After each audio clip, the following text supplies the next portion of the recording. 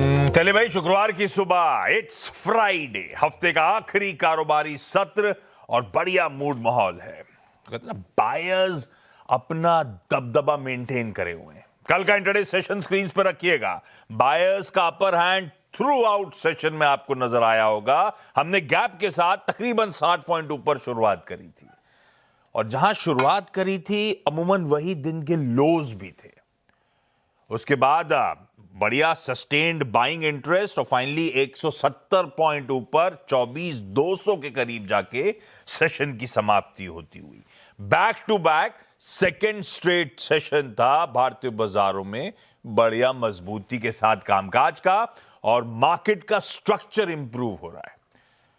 कल third straight day था जब हायर हाई हायर लोज भारतीय बाजार बना रहे थे।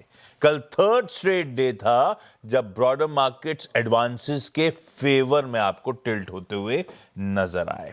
हां, बुल्स के फेवर में शिफ्ट हो रहा है, पर आके खड़े हो गए 24,200 के इमीडिएट हर्डल के पास, और कल की तेजी को बाजार की सबसे वीक पॉकेट ने स्पॉन्सर किया। वाईटी इंडेक्स लेकर आइए स्क्रीन पे। खैर, कहते हैं ना, what's weak won't always bleed.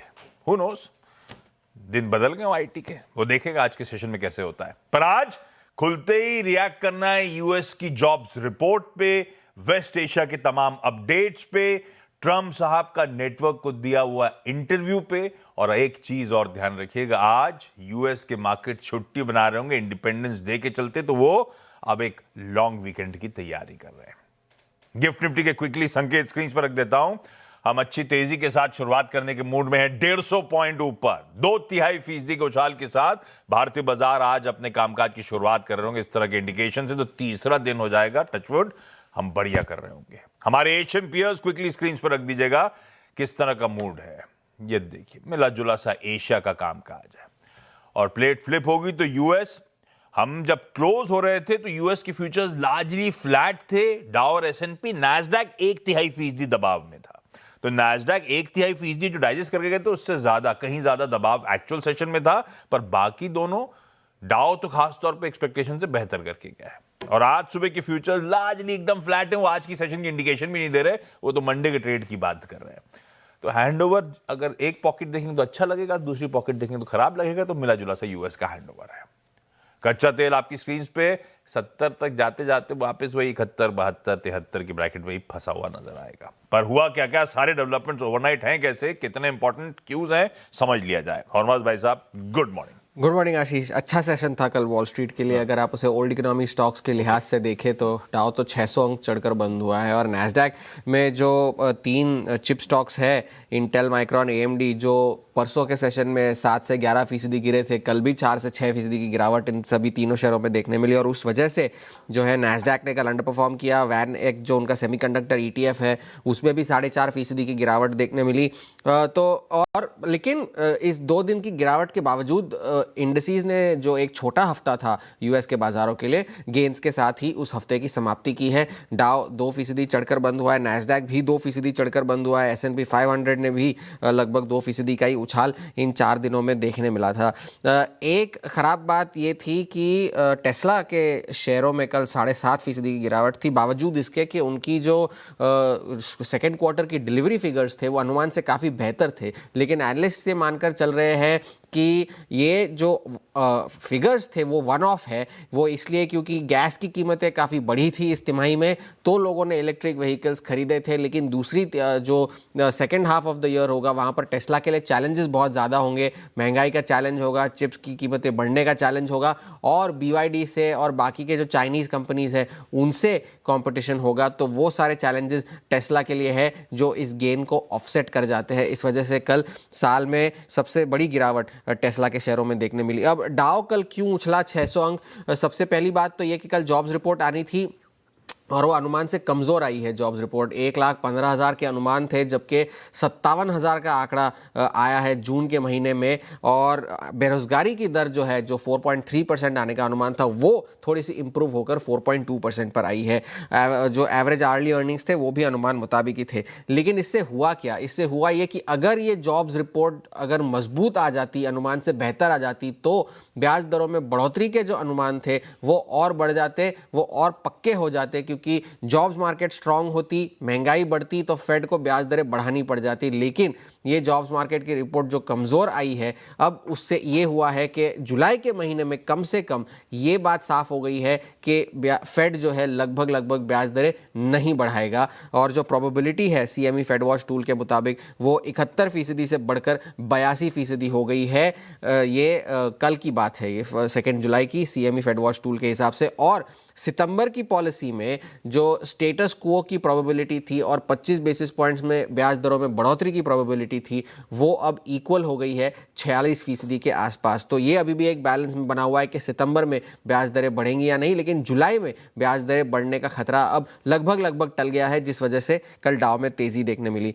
Donald Trump ने कल सीएनबीसी को एक इंटरव्यू दिया और उसमें कई सारी बातें उन्होंने की। पहले तो उनसे उनके वो क्रिप्टो के जो इनकम थी उसके बारे में भी पूछा गया, तो उन्होंने कहा इसमें कॉन्फ्लिक्ट ऑफ इंटरेस्ट जैसा कुछ है नहीं, क्योंकि उन्होंने फेडरल लॉज का हवाला दिया है कि प्रेसिडेंट या वाइस प्रेसिडेंट को अपने आप को किसी भी फाइनेंशियल डिसीजन से रिक्यूज करने की ज़रूरत नहीं पड़ती। तो अगर मैंने भी नहीं किया तो उसमें कोई बुराई की बात है नहीं। और साथ ही साथ उन्होंने ये भी कहा कि मुझे अपने बच्चों के लिए काफ़ी बुरा लगता है कि वो हर तरह का जो बिज़नेस करना चाहते हैं वो पॉलिसी के आड़े आ जाता है, तो लोग कहते हैं कि कॉन्फ्लिक्ट ऑफ इंटरेस्ट है। और उनसे ईरान के बारे में भी पूछा गया, तो उन्होंने ईरान के बारे में तो ये कहा कि 4 महीने बहुत कम होते हैं किसी भी युद्ध के लिए, और ईरान का मकसद यही है कि उनके पास जो है परमाणु हथियार किसी भी तरह से ना रखा जाए, और उन्होंने लगभग हमारी सभी शर्तों को मान लिया है। इस वजह से स्ट्रेट ऑफ हॉर्मुज खुला है, हालात सामान्य है। एक बात उन्होंने ये भी जताई कि वो सैलरी नहीं लेते प्रेसिडेंट के तौर पर, क्योंकि पैसा कमाने के बदले प्रेसिडेंट के और ज़्यादा बड़े काम होते हैं। ये बात उन्होंने कही। There are a lot more, the presidency is for a bigger purpose than just making money. आपको बता दें कि एक राष्ट्रपति की सालाना इनकम जो होती है वो लगभग $4 लाख की होती है। तो और साथ ही साथ उन्होंने इन्वेस्टमेंट्स के बारे में भी यही कहा कि मेरा बेटा जो है एरिक ट्रम्प, वो उनके सारे इन्वेस्टमेंट्स हैंडल करता है और वो उनसे ये सारी चीज़ों पर बातचीत नहीं करते। लेकिन इसी वक्त सीएनबीसी ने एक और एनालिसिस की थी डोनाल्ड ट्रंप के फाइनेंशियल डिस्क्लोजर्स की, जिसमें से ये पता चला है कि जो उन्होंने लिबरेशन डे के जो टैरिफ अनाउंस किए थे ना अप्रैल के महीने में, जिसके बाद बाजार सारे गिर पड़े थे, फिर एक हफ्ते बाद उन्होंने कहा था कि 90 दिन का पॉज लगाना है। तो वो पॉज लगाने से एक दिन पहले उन्होंने एप्पल, माइक्रोसॉफ्ट, एनवीडिया सभी के शेयरों की खरीदारी की थी, और अगले दिन फिर उन्होंने लिखा था it is a great time to buy, और कुछ ही देर के बाद उन्होंने ये घोषणा कर डाली थी कि 90 दिनों का पॉज लगाया जा रहा है, जिसके बाद S&P 500 में एक ही सेशन में 9.5% का उछाल देखने मिला था। तेल की कीमतें स्थिर बनी हुई है, क्योंकि सऊदी ने स्ट्रेट ऑफ हॉर्मुज के थ्रू अपने एक्सपोर्ट्स जो है, अपने शिपमेंट्स जो है वो बढ़ाए हैं। 17 जून से अब तक 34 मिलियन बैरल सऊदी जो है अपने शिप कर चुका है, और 17 मिलियन बैरल्स जो थे वो युद्ध के पहले ही लोड हो गए थे, वो अभी भी गल्फ में बने हुए हैं। ये केपलर का ऑफिशियल डेटा है। और बुधवार को स्ट्रेट ऑफ हॉर्मुज से लगभग 8.5 मिलियन बैरल्स तेल की पैसेज हुई है। ये विंडवर्ड जो कि एक कंपनी है जो ये सारी चीज़ें मैरीटाइम ट्रैफिक ट्रैक करती है, ये उसका डेटा है। तो सऊदी क्रूड उत्पादन बढ़ा रहा है, यूएई उत्पादन बढ़ा रहा है, ईरान का तेल भी बिक रहा है। इस वजह से ब्रेंट की कीमतें जो है अभी भी नरम बनी हुई है। लॉन्ग वीकेंड है, कोई बड़े ट्रिगर्स वीकेंड पर तो नजर नहीं आते। अगले हफ्ते से जब अर्निंग शुरू होगी यूएस में भी, वो बाजार के लिए बड़ा ट्रिगर होगा। परफेक्ट है। ये है ग्लोब के सारे समीकरण। कल शाम को एक मोबाइल पे ऐसी पॉपअप आया था, फिर पढ़ा, अब वो हर जगह छपा हुआ है। यूरोपियन नेशंस अब मान के चल रहे हैं कि हॉर्मुज की फीस इनएविटेबल है, मतलब देना ही पड़ेगा। पता नहीं, हर जगह छपा हुआ था। खैर, एक और चीज, कल हमारे आईटी ने गजब कर रखा था, और उसके पीछे वजह थी कि यूएस में एंटरप्राइज सॉफ्टवेयर कंपनीज जो हम लोग दिखा रहे थे आपको दिन भर, वो पैलेंटियर, वो service now, SAP, Accenture, Salesforce, खूब तेजी हुई थी वहां पे पैलेंटियर के सीईओ साहब के बयान के बाद। कल के सेशन में भी उस तरह की तेजी तो नहीं थी, लेकिन सारे के सारे स्टॉक्स 1% से 3%, 1% से 5% मजबूत कल भी काम कर रहे थे। तो आईटी स्टॉक्स आज भी अपने रडार पे रहेंगे। मतलब मैं देख रहा था कि कोई ऐसा तो नहीं रैली एक दिन के बाद ठंडी पड़ गई वहां पे, ऐसा नहीं हुआ। इन ग्रीन ही कल भी रात में कामकाज हुआ है। खैर, आज के समीकरण बैठ कैसे रहे, अप्रोच रखना क्या है निफ्टी और निफ्टी बैंक का, वीरू से समझ लेते हैं। वीरू, गुड मॉर्निंग, बताएं। गुड मॉर्निंग आशीष। कल हमने पहली बार एनटीआई एयर की जो कोलैप्स जो हुई थी ना आशीष, है ना, उसका कल लुत्फ उठाया, है ना, अच्छी तरीके से लुत्फ उठाया। और निफ्टी ने जाते जाते एक बहुत अच्छा मैसेज दिया कि मैं क्लोज हो रहा हूं 100 डेमा के ऊपर। टेक्निकल का अगर आप देखें आशीष, एक क्लियर मैसेज था, आई एम कंफर्टेबल इनफ। ये क्लोज आया अबव 100 डेमा पोस्ट फेब मिड। कल का लेवल था मेरा 128, ये क्रॉस हुआ, यही एक अग्नि परीक्षा है। अ स्विंग टुवर्ड्स 24,200 इज पॉसिबल, वो ऑलमोस्ट मिला आशीष। लेकिन एक और चीज अच्छी है आशीष कि कल निफ्टी बैंक ने अपने आप को चूज किया कि मैं बैकफुट पे बैठूंगा, लेट्स सी क्या होता है। वो बैठा रहा चुपचाप 58,000 के स्ट्राइक के आसपास। निफ्टी आईटी चला, दैट्स गुड, उसने डिलीवर किया। हालांकि इसमें अभी 10 डेमा भी पार नहीं हुआ है, तो अभी बहुत बड़ा डिस्टेंस इसको पार करना है। बट एक और चीज़ है, बाजार की थोड़ी ब्रेथ ठीक हो रही थी जब मैं ब्रेथ क्रिएट कर रहा था आशीष पल्स। कल निफ्टी एफएमसीजी फर्स्ट टाइम 100 डेमा के जोन को स्ट्राइक करने को तैयार था, तो बहुत सारी चीज़ें जो थी वो अच्छी हो रही थी। आईटी का चलना, एफएमसीजी का चलना, Nifty pharma index all time high पे था और ऑलमोस्ट अगर आप देखें ऑटो डिलीवर कर रहा था। केमिकल स्पेस में अगर आप देखें बाइंग आ रही थी, तो ब्रेथ अच्छी थी डेरिवेटिव स्टॉक्स की। आइए देखते हैं ये 100 डेमा के ऊपर का क्लोज हमें स्टैट्स कैसे देखे गया। देखिए 100 डेमा का क्लोज अबव, और एक और अच्छी चीज़ आशीष, दैट्स 200 डेमा, वो अलाइंड है। जब मैं अभी कुछ देर में नंबर्स रखूंगा मेरा टॉप पर 200 डे एक्सपोनेंशियल एवरेज। आइए प्लस स्टैट्स को देखते हैं, उसको हमें कैसे ट्रीट करना है। एफआईएस के क्योंकि बहुत स्ट्रांग अभी भी शॉर्ट होल्ड करते हैं आशीष। कल उनकी कैश में बहुत कम की सेलिंग थी, 312 करोड़ रुपए की। डीआईएस का करीब 1784 करोड़ रुपए का बाय था। नेट कैश बाजार में था। इंडेक्स उन्होंने कल अगर आप देखें तो कल निफ्टी बाय किया है। कल उन्होंने निफ्टी बाय किया और नेट शॉर्ट कॉन्ट्रैक्ट्स जो थे उनके करीब 3000 करोड़ के क्वांटम से रिड्यूस हुए। कल उन्होंने करीब 3033 कॉन्ट्रैक्ट लॉन्ग काट लिए, शॉर्ट काटे करीब 6192 कॉन्ट्रैक्ट। निफ्टी बैंक सेल था, निफ्टी बाय था। स्टॉक फ्यूचर्स में अच्छी बाइंग थी आशीष, उनकी करीब 1426 करोड़ रुपए की, करीब 33,000 कॉन्ट्रैक्ट लॉन्ग और 4600 कॉन्ट्रैक्ट शॉर्ट कवर कर लिए। ये नेट शॉर्ट रिड्यूस हुआ बाय 3000 कॉन्ट्रैक्ट। और एक और चीज देखिए, उनकी तरफ से कल call long 14,000, call short cover कर ली 10,000, यानी रेजिस्टेंस फीका पड़ा और put short I 41,000 contract. That's good. अब लेके आइए निफ्टी के लेवल्स। देखिए कॉल राइटर्स आशीष 24,200 पे भी थे, अभी भी एट द मनी पे थोड़े बहुत हैं। स्ट्रॉन्ग पुट राइटिंग हुई थी 24,100 पे, 24,000 पे स्ट्रॉन्ग पुट राइटिंग थी। लेकिन 24,200 और 24,261 के बाद कोई भी कॉल कंसंट्रेशन बहुत महत्वपूर्ण नहीं है टुवर्ड्स 24,500, 24,400 बताता हूं मैं अभी। और स्ट्रॉन्ग पुट राइटिंग हुई है 24,100 पे और 24,000 की स्ट्राइक पे। पिरामिड्स लेके आइए, इससे आपको एक बात क्लियर हो जाएगी कि अगर आप लास्ट वीक के स्विंग हाई को यानी 24,261 को बाइसेक्ट करते हैं तो आपके पास उसके बाद जो सबसे बड़ा हर्डल है वो है 24,419 और 24,500। वो क्या है? That's 200 day exponential average. Levels लेके आइए। पहले तो बेस डिफाइन करते हैं, क्योंकि कल पुट राइटिंग बहुत स्ट्रॉन्ग विजिबल थी 24,100 पे, 24,000 की स्ट्राइक पे। तो बेस क्या होगा? In any case a collapse towards base 1। आप उसको ग्रैब कीजिए, उसको ग्रिप कीजिए, थोड़ी ब्रेथ जो सुधर रही है, कॉन्फिडेंस बढ़ रहा है। 24,081, 24,87 और इवन मैं फिर कह रहा हूं 24,100, 24,120 वो मिल जाए तो ऊपर आज का थ्रेशोल्ड पॉइंट माइट भी हम उसके ऊपर खुलेंगे, but above 261 clearly level to level trade कीजिए। अगर आप एक डे ट्रेडर हैं और अगर आप पोजीशंस कैरी करके लेके आए हैं, अच्छी बात है। बट लेके आई रेजिस्टेंस की प्लेट अबव 24261। आपके पास कोई बहुत बड़ा हर्डल नहीं है। कहां तक? 419 तक। 419, 429 क्या है? That's 200 day exponential average. यानी कल का लेवल काटने के बाद, 128 काटने के बाद, 24128 काटने के बाद अगली अग्नि परीक्षा अगर कहीं आपको देनी है तो that's 24419 which is 200 day exponential average. इसीलिए लास्ट लेवल यही लिख के लेके आए हैं Ashish. Trade point to point if you are a day trader. Nifty bank इसने चूज किया कि मैं कल बैकफुट पे बैठूंगा। इसने इंटरडे में डिलीवर किया, लेवल टू लेवल ट्रेड दिया, लेकिन फिर चुपचाप आके 58 की स्ट्राइक पे बैठ गया। मैं आपको परसों भी दिखाया था, कल भी दिखाया था कि equal quantum of call put concentration at 58,000, ये मंथली ऑप्शन राइटर्स होते हैं, वो अभी इंडिकेट कर रहे हैं कि we don't want to deviate 200-250 point ना नीचे ना 200-250 पॉइंट ज्यादा ऊपर। बट अब क्या है ना, आप एक अच्छा कंसोलेशन कर रहे हैं।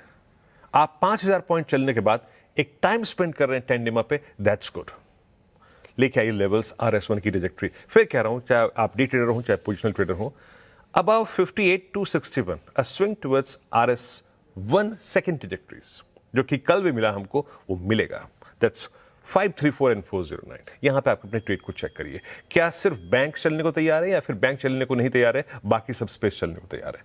534 कटा, then a swing towards 766, 839 and 58973 is due, और in any case a dip towards base one क्या है, that's 10-day exponential average आपको बाय करना है। आशीष, चलिए अब पुणे चला जाए, राजेश सतपुते.com के श्री राजेश सतपुते साहब सुबह सुबह जुड़ते हुए बढ़िया सी आज की चकाचक चार्ट समझाने के लिए। राजेश जी गुड मॉर्निंग भाई साहब, आज के प्रेफर्ड पिक्स कौन से हैं? Very good morning Ashish ji, very good morning and good morning everyone. Ashish ji देखिए, मेरी पहली नजर रहेगी एसआरएफ के चार्ट के ऊपर। बहुत ही क्लीन ब्रेकआउट कल मिला है विद अ लॉन्ग बिल्टअप। जो प्राइस पैटर्न देखते हैं that's a symmetrical triangle formation, और बहुत दिनों से ये अटक रहा था एक लेवल के आसपास। वो लेवल था करीबन 2790 से लेके 2800। कल पहली बार 2808 का क्लोज दिया। तो आज अगर कोई डिप भी आता है then that will be treated as a buying opportunity. Buy करेंगे with a stop loss of 2760, target रहेगा 2880 का as a swing trader. Positionally मुझे लगता है 2950 के ऊपर चला जाएगा। सेकंड बाय कॉल रहेगा, वो रहेगा नेस्ले। देखिए मुझे लगता है कि जितने भी एफएमसीजी काउंटर्स है उसमें बहुत अच्छा ट्रैक्शन मिल रहा है। जैसे कोलगेट की बात की तो वो तो हमने बॉटम पे पकड़ा था, लेकिन नेस्ले जो है, नेस्ले में एक क्लीन रिवर्सल ट्रेड है। परसों के दिन इसमें एक टेक्निकल ब्रेकआउट आया, कल का दिन एक पॉजिटिव था। अगर आप चार्ट देखें तो आपको दिखता है क्लीन ट्रेंड रिवर्सल। 1445 के आसपास इसका कल का क्लोज है। 1440 के ऊपर बाय रहेगा, 1420 का स्टॉप लॉस, और जो टारगेट रहेगा एक कंजर्वेटिव टारगेट पे रहेगा वो रहेगा 1500। तो Nestle and SRF these are two back call. बढ़िया है, एक क्लीन ब्रेकआउट, एक क्लीन रिवर्सल ट्रेड, दोनों आपकी स्क्रीन पे। एसआरएफ और Nestle India levels note down करिए। सतपुते साहब आप 8 बजे के पैनल में होंगे तो और बातचीत को आगे बढ़ाएंगे। सतपुते साहब थैंक यू सुबह सुबह जुड़ने के लिए। क्विकली कंचन बताएंगी सारे इंपॉर्टेंट स्टॉक्स से न्यूज। कंचन गुड मॉर्निंग, बताएं। Good morning. शुरुआत करते हैं पीबी फिनटेक के साथ। यहाँ पे हो सकता है 1909 करोड़ की ब्लॉक डील देखने को मिले। टेमासेक की सब्सिडी यहाँ पे करीबन 2.6% की जो हिस्सेदारी है उसको बेच सकती है, और साथ ही साथ फ्लोर प्राइस 16.4 प्रति शेयर का, यानी कि मौजूदा भाव से आप लगा लीजिए 4-4.5% की यहाँ पे डिस्काउंट देखने को मिलेगा, और ब्लॉक डील के बाद 60 दिन का लॉक इन होगा। वहीं बजाज फिनांस के यहाँ पे Q1 के अपडेट्स आए हैं। यहाँ पे अगर कस्टमर फ्रेंचाइजी देखें तो 17% का इजाफा यहाँ पे देखने को मिला है। न्यू लोन बुक 20% बढ़ी है, और अगर बात करें AUM की तो 24% का इजाफा यहाँ पे भी देखा गया है। डी मार्ट के अगर अपडेट्स की बात करें तो स्टैंड लोन रेवेन्यू में अच्छा खासा उछाल देखने को मिला है। 18,343 करोड़ का ये नंबर रजिस्टर हुआ है। वहीं अगर हम बात करें टोटल स्टोर की अब तक की तो 503 टोटल स्टोर का काउंट आया है। मैरिको के अपडेट्स में की बात कर ले तो डोमेस्टिक बिजनेस में डबल डिजिट वॉल्यूम ग्रोथ की मैनेजमेंट इस टाइम पे संभावनाएं जता रहा है। कंसोलिडेटेड रेवेन्यू ग्रोथ अगर देखें तो अर्ली 20s में रहने की उम्मीदें हैं। देखिए जो कोपरा की कीमत थी वो हमें कूल ऑफ होती हुई दिखाई दी थी, जिससे कंपनी के जो ऑपरेटिंग नंबर्स है वहां पे अच्छा खासा सपोर्ट मिल रहा है। पैराशूट में भी कई क्वार्टर से रिकॉर्ड वॉल्यूम की जो ग्रोथ है वो संभव है। साथ ही हिंदुस्तान जिंक के Q1 अपडेट, यहाँ पे माइन मेटल प्रोडक्शन 1% बढ़ा है। सेलेबल मेटल प्रोडक्शन में 4% की तेजी देखने को मिली है। वहीं अगर रिफाइंड जिंक प्रोडक्शन की बात करें तो 6% का उछाल यहाँ पे भी देखा गया है। अडानी एंटरप्राइजेस का QIP हो सकता है 10,000 करोड़ का। साथ ही साइज की बात करें तो वो भी एक ऑप्शन रखा गया है अपसाइज का। QIP का इंडिकेटिव इशू प्राइस है 2,883 रुपीस पर शेयर। परफेक्ट, ये सारे स्टॉक्स रडार पे। क्विकली छोटा की प्लेट रख देता हूं स्क्रीन पे। सोना अब बढ़िया इंच अप कर रहा है, इवन चांदी अच्छे खासे जंप है। कल 3:30 बजे और आज सुबह की कहानी आपकी स्क्रीन पर है, बाकी के वेरिएबल्स रख दिए हैं। पर कमाई कैसे होगी अनुज जी बताएंगे। अनुज जी गुड मॉर्निंग भाई साहब, बताएं। Good morning Ashish ji. देखिए कमाई बाई करके ही होगी, क्योंकि जिस तरीके से जो डेवलपमेंट्स हुए हैं पिछले 2-3 दिनों में, तो वो कहीं ना कहीं गोल्ड सिल्वर के लिए सपोर्टिव फैक्टर है। और हम देख रहे हैं पिछले 2-3 दिनों में अच्छी रिकवरी हमने गोल्ड सिल्वर इवन सभी कमोडिटी में आती हुई देखी है। तो कमोडिटी मार्केट में भी मुझे लगता है कि खरीदारी के साथ ही ट्रेड कर सकते हैं। पर्टिकुलर अगर हम बात करें तो गोल्ड यहाँ पे इंट्राडे के लिए खरीदारी का ट्रेड लेके चल सकते हैं। करीबन 1,45,200 में स्टॉप लॉस रहेगा 1,44,500 का, और टारगेट लग रहा है ऊपर 1,46,500 तक देखा जा सकता है। और इंटरनेशनल मार्केट में लग रहा है कि 4200 से लेकर 4250 डॉलर तक के लेवल देखे जा सकते हैं। वहीं दूसरी तरफ हमने नेचुरल गैस के अंदर मोमेंटम आता हुआ देखा है। तो एनर्जी सेगमेंट में नेचुरल गैस के अंदर खरीदारी का ट्रेड बना सकते हैं, बाय ऑन डिप्स की स्ट्रेटेजी यूज कर सकते हैं। 304 के आसपास खरीदारी का ट्रेड बनाए, स्टॉप लॉस 297 का रखें, टारगेट 315 तक देखने को मिल सकते हैं। लीजिए दो बढ़िया से आइडियाज। गोल्ड और नेचुरल गैस दोनों में खरीदारी करने का कॉल, दोनों के लेवल्स नोट डाउन करिए। अनुज जी सुबह सुबह जुड़ने के लिए थैंक यू भाई साहब। आज का इवेंट्स कैलेंडर, फ्राइडे का दिन है भाई। शाम को यूएस में कामकाज नहीं हो रहा होगा, उनकी छुट्टी है, इंडिपेंडेंस डे बना रहे होंगे। अब उनका ट्रेड सीधे मंडे को शाम को रिज्यूम हो रहा होगा, शाम को मतलब हमारे हिसाब से। आज डिफेंस एक्विजिशन काउंसिल DAC की मीट है, बड़ी मीट कहा जा रहा है, और रिपोर्ट ऐसा सजेस्ट करती है 1 लाख करोड़ रुपए से ज्यादा के प्रपोजल्स कंसिडर करने की तैयारी। तो आउटकम देखते हैं आज कैसा आता है, पर आज डिफेंस स्टॉक्स रडार पे। ऐसे ही आज बोर्ड ऑफ ट्रेड की, BOT की, जिसको पीयूष गोयल साहब हमारे commerce and industry minister chair करते हैं, उनकी बैठक है। कैसे हमारे आउटबाउंड शिपमेंट्स बढ़ाए जा सकते हैं, कैसे तमाम फ्री ट्रेड एग्रीमेंट जो हमने साइन कर लिए हैं उनका फायदा लिया जा सकता है, उस पर है। बहुत सारे एक्स डिविडेंड हैं। मैंने एक काम करा है, निफ्टी 50 और वायदा को सिर्फ रखा है, कैश वाले आप ट्विटर पे जाके चेक कर लीजिएगा। निफ्टी में M&M, max health care, Shriram finance और टेक महिंद्रा के एडजस्टमेंट्स होंगे। ये वायदा वाले हैं आपकी स्क्रीन पे, भारत फोर्ज, बायोकॉन, एक्साइड और यूनियन बैंक। 3 बोर्ड मीट्स हैं। अरविंद लिमिटेड ने कहा था कि आज बैठक करने वाले हैं, आज आ गई, वो दिन आ गया। फंड रेजिंग है वाया इक्विटी इशुएंस, नजर रहेगी। नेस्ले 2 रीजन से, एक तो आज स्पेशल डिविडेंड कंसिडर करने वाले हैं, आगे ग्राफिक्स में मेंशन आएगा कि आज AGM भी है नेस्ले की। और वाइसरॉय होटल्स आमतौर पे चर्चा में नहीं आता, ये अपने राइट्स इशू के कॉन्टोर्स डिसाइड करने के लिए आज बैठक कर रहे हैं। 10:30 बजे हमारा मैन्युफैक्चरिंग PMI फाइनल नंबर आ रहा होगा। 1:30 बजे ECB की प्रेसिडेंट की स्पीच है, और रात 8:30 बजे कह लीजिए बैंक ऑफ इंग्लैंड के गवर्नर की स्पीच है।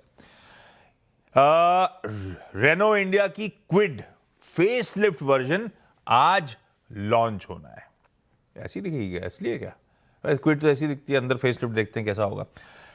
फ्राइडे है, रिलीजेस बताना मेरा काम। एक अल्फा है, हिंदी एक्शन, आलिया भट्ट, अनिल कपूर, बॉबी देओल और ऋतिक रोशन भी दिख रहे थे मुझे तो ट्रेलर में। ट्रेलर अच्छा है। दूसरा है baby do die do, Hindi action है, हुमा कुरैशी कॉन्ट्रैक्ट किलर है वो। वैसे ट्रेलर तो दोनों के अच्छे थे। अब वो बात अलग है, सिनेमा घर जाके देखना है कि OTT पे इंतजार कर लिया जाए। OTT की रिलीजेस हैं, एक Mollywood times Malayalam psychological dark comedy है जो हिंदी में भी आएगी, जियो हॉटस्टार पे आज रिलीज। प्रीतम एंड पेड्रो, ये राजकुमार हिरानी साहब का डिजिटल डेब्यू है, ये भी जियो हॉटस्टार पे, अरशद वारसी साहब है इसमें। OTT वाला तो बढ़िया आइटम है। खैर, जा रहा हूं गिफ्ट निफ्टी के क्यूज, बढ़िया से फ्राइडे के क्यूज छोड़े जा रहा हूं। 2 दिन से ऐसे ही 125-150 पॉइंट का उछाल, उसके ऊपर टचवुड आज भी 150 पॉइंट के गैप के साथ भारतीय बाजार शुरुआत करने की तैयारी कर रहे हैं। इस बढ़िया से पॉजिटिव नोट पे मॉर्निंग कॉल समेट रहा हूं, और CNBC आवाज पे एक्शन कंटिन्यू करेगा। बने रहिए, ब्रेक के उस पर आज का टॉप 20। नमस्कार।